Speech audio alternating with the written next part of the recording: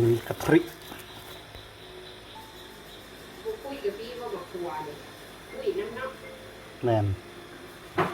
คุยกะทิ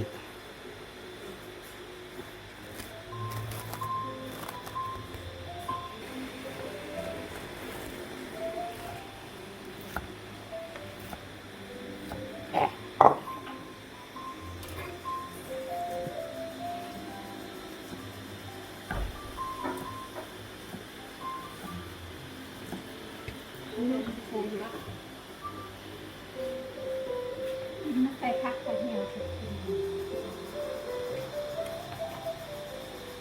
ครับไม่ดูดูโซ่รับเอาตัวเลยเนี่ยนี่มันซักนี่คือซอย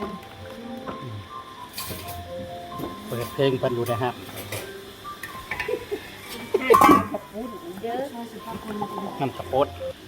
นับมาเลยเนี่ย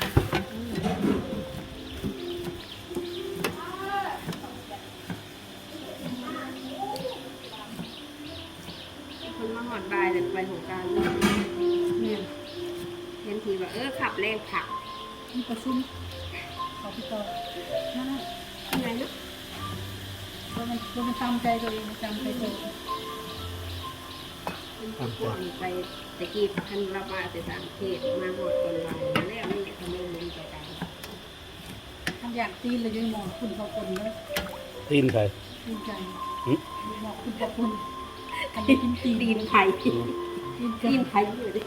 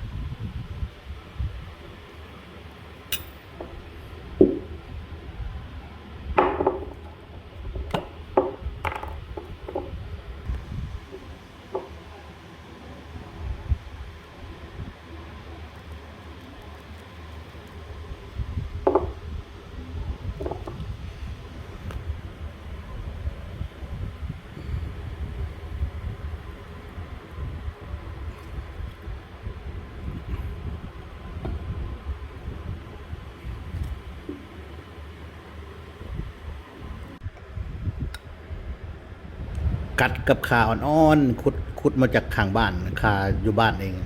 ขาอ่อนกัดว้าวเขามากินมีกะทิมีกะทิกับทุกคนเด้อจำกับกะปิรามะนาวกะปิมะนาวแท้ๆ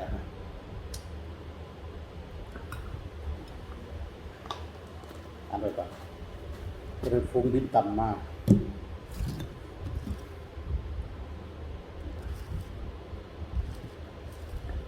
เอะแดกโชว์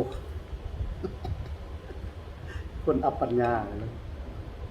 คือยังบอกออกแดกโชว์ยูทูบเบอร์เห็นแนวอื่นก็เป็นว่านอกเหนือจากการสไตล์โชว์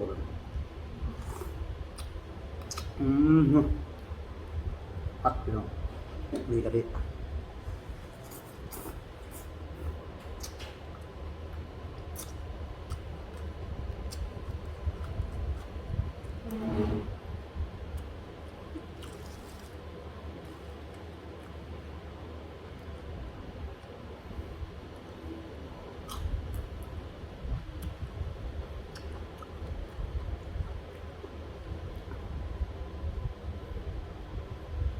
การต้องเป็นถึง2 หน่วย